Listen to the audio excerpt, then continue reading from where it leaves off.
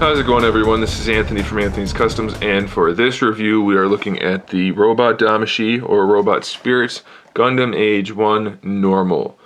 I don't know why there's a 1. Like I said in the other video, I haven't seen Gundam Age yet, and I guess there's more than one series maybe? I'm not sure about that. Or maybe they're talking about the age, as in it's the first age. But it happens in the future. I mean, from the other Gundam stories, as far as I know, it happens in the future. So I don't know. I'll stop rambling about it. You tell me if you know about Gundam Age. I'm not that familiar yet. I will be hopefully soon. But either way, this is the guy. That's the box art. That's what he looks like on the side. That's his number. And there's the back. It shows some options. And it shows how the knee functions with some cool gimmickry. Let's take a look at the figure. This guy is a contender for my favorite of the 3 Gundam Age figures. It might be this guy. I haven't decided yet. They're all very similar. In quality anyway, they're similar. And they are cool figures. I don't think they really get quite enough credit. I don't think a lot of people like the Gundam Age storyline or anime. So I'm thinking maybe they get overlooked a little bit more than they should. But like I said, I'm pretty pleased with the figure itself. So he stands about 5 1/4 inches tall, so pretty decent size. And he has kind of some unique articulation, at least some unique features. One thing I want to point out right off the bat is all of the Gundam Age figures have interchangeable torsos. The arms can pop out from either side, and so can the waist, as you already saw. So you can give this guy the Titus arm or the Spallo arm or whatever you want to do. They're all interchangeable. They do just swap out. I think his torso might be the same. Now this guy's is a little bulkier, it looks like, but the arms and torso pegs are all interchangeable. So if you wanted to make him half Titus, you could, half Spallo, that's no problem. Whatever you want to do. A lot of people complain about having problems with them popping out when they shouldn't. I didn't have any issues. It's a little looser than I'd like, but they didn't pop out on their own yet. We'll see if they do during the review. Shoulder pads pop off sometimes when you're trying to interchange the parts, but that's not a huge issue. They did use a metal piece, so that's pretty nice. The only problem is this is still plastic. It's fairly durable, but it is something to look out for. There might be some fragility issues in there. Alright, so let's take a look at this guy's accessories. He comes with what I consider to be the best shield for a Robot Damashii figure that I've seen so far. I don't have a huge amount, but I have a few with shields, and this one I like the most. Because of the detailing on the inside, it feels a little more sturdy. It's just a little bit more solid than some of the other ones. And this, all you have to do is rotate that part of the forearm so this peg hole is facing out. And there's a peg there. It's more of a tap, I suppose. And voila, you've got the shield, and it rotates so you can pose them however you want. It's not the most detailed of shields, but there's something about it that I just like. So there it is. That's pretty cool. Let's pop that off. Just rock it side to side, and it should pop off. Put that back. He does come with his blaster, which he can hold just fine with one hand. You put it in his hand. And if I can do it on camera, there we go. We'll just pop it off. That makes it easier.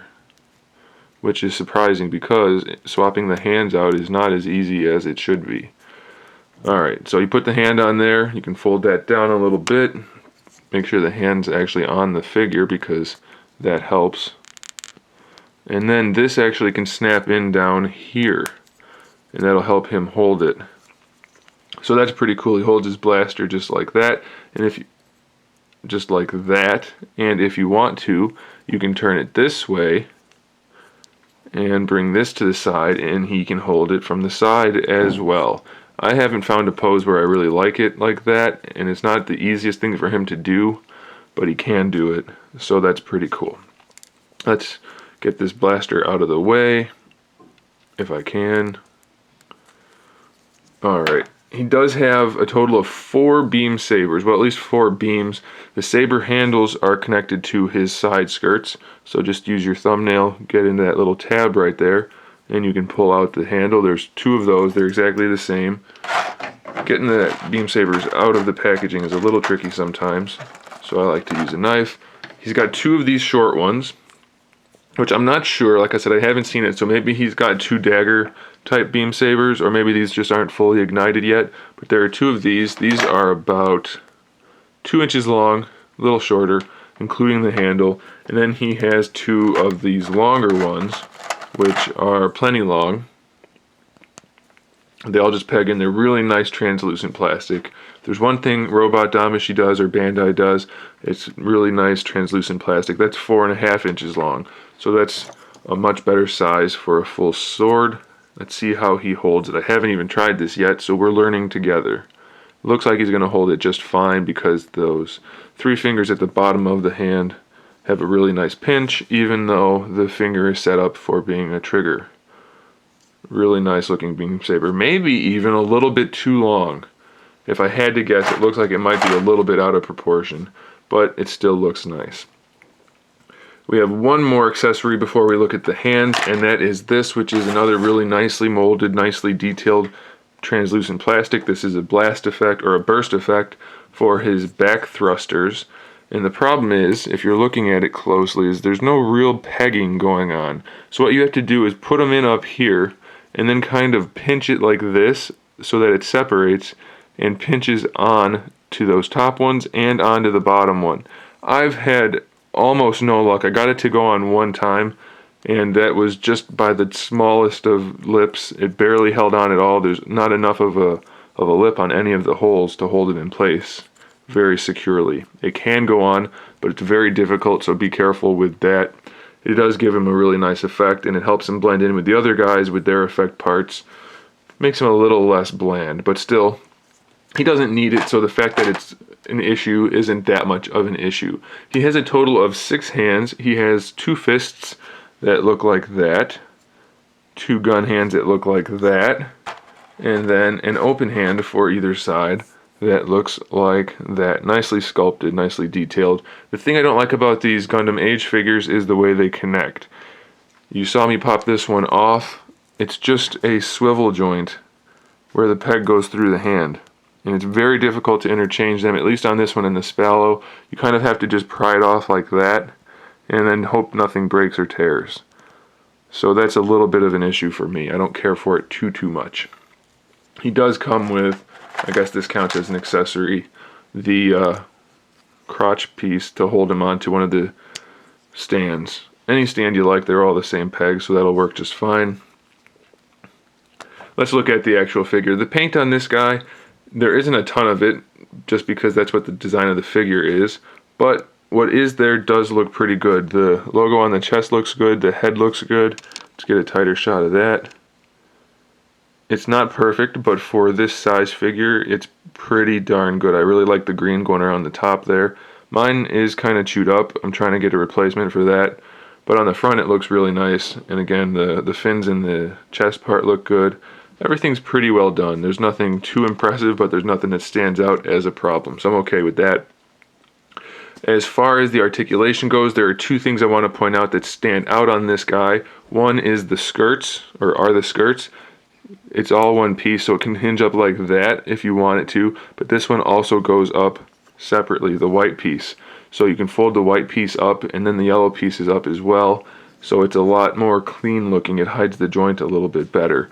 All that is the whole thing is on a hinge, and then this one's on a swivel. It might be a ball. I think it's just a swivel independently of the yellow piece. So that's a pretty nice touch. It's like that on both sides. Similarly though, this piece is just a hinge, so that's a bit of an issue sometimes. Not a huge deal, but it is an issue. The back pieces are on ball joints. They're pretty much just swivels, but it's okay. Back pieces do work.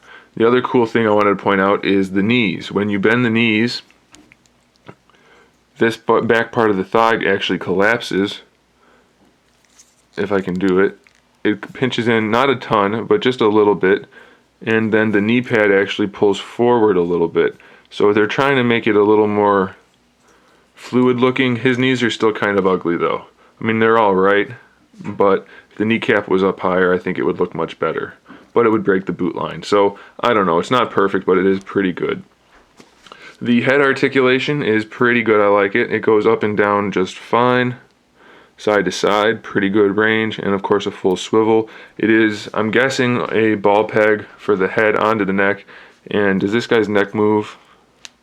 Yeah, his neck is on a ball peg as well. So he's got pretty good range of motion.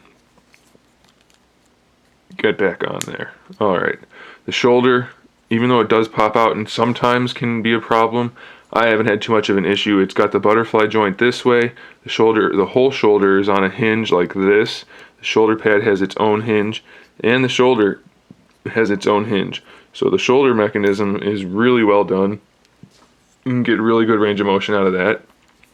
Bicep swivel, double jointed elbow. You already saw the swivel here, and the wrist. It's technically a ball peg where the hand or where the wrist connects, and then the hand is on that swivel that you saw that actually is for the interchangeability.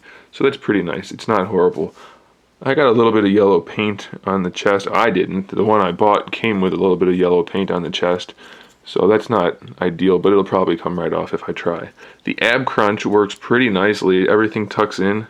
He's got pretty good range of motion. He bends forward pretty far, goes back straight at least, and then forward. So that's pretty nice. Then he does have the side to side between the gray and the red, so that'll tuck in. Nicely done. See, these guys, they don't get enough credit. They have some really nice engineering in them, even though they have the more exaggerated proportions. Then, of course, it has the full swivel there, and that does rock around on the gray part as well. I can show you that.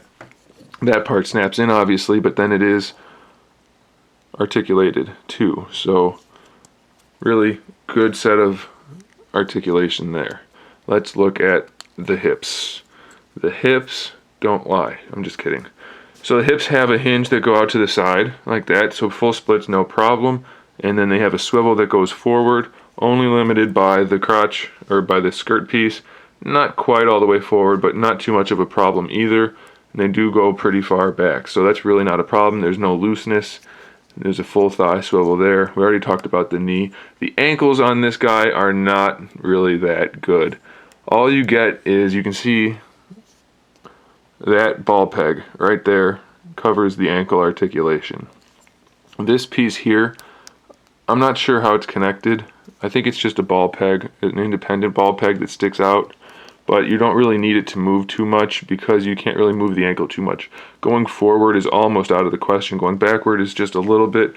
You do get a decent ankle rocker out of it, but it's not great, and he has no toe articulation. So it's pretty limited overall in the ankle and foot region, but it's probably good enough to still get him in some decent poses. So there it is. That is the Age Normal Gundam. I think he might be my favorite. I do like Titus a lot, but this guy's got that classic RX-78 look. So, I don't know. I like them both. This guy's cool. He's got the fin on the back. Well, they all do. But I like Gundam Age designs personally, so I like it, and I do recommend it. Just if you want to see a quick look at all of them next to each other, I can do that. I don't like that the Titus is a little shorter than the other one, but maybe that's normal. So there are all three of them. I will be reviewing them all, so stay tuned for those reviews. And stay tuned for our other customs, or other figures, customs, and other good stuff. And in the meantime, keep collecting.